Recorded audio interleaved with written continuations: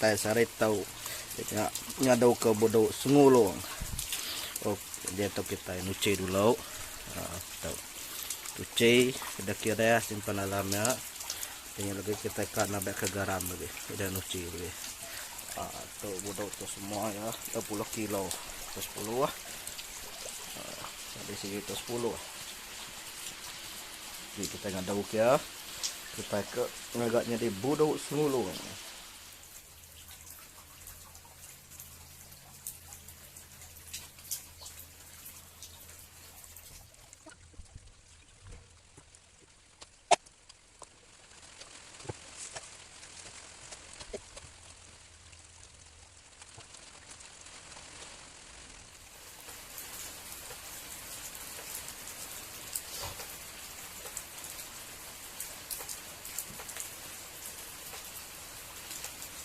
Kena kita ngambil ikan ke mesin 6 sudah garam saja garam kasar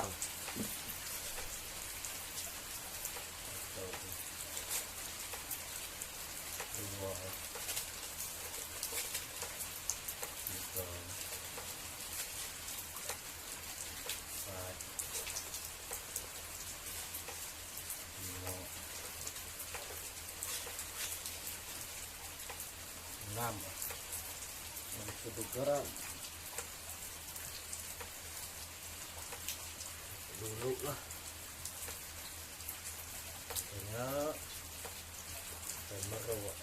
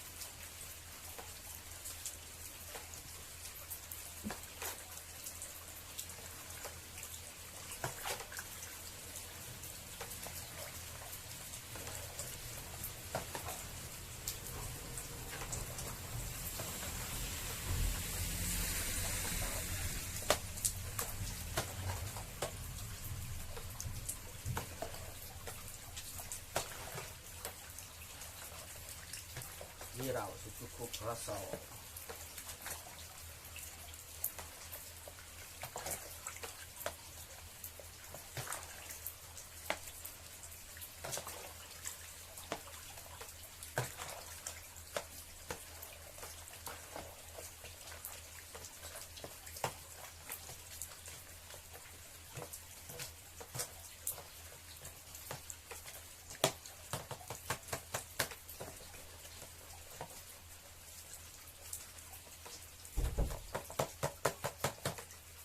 siap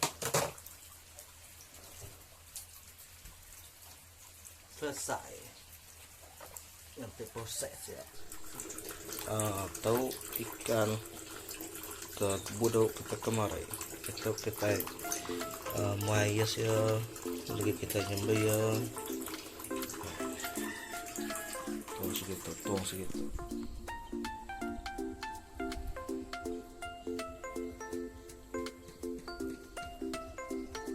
proses ikan budaw ya tahu kita nyembel ikan budaw nya tukai ikan budaw inai kau tahu gay tukai budaw ke import ada batak ni entah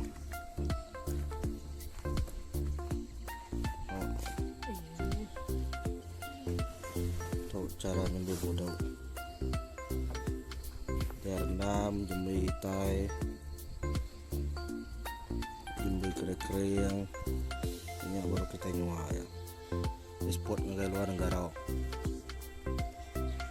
ya budaw tuh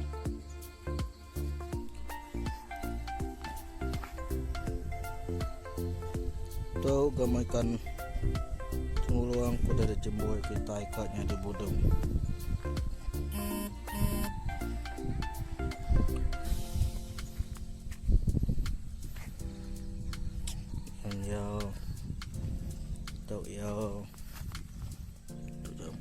ikan.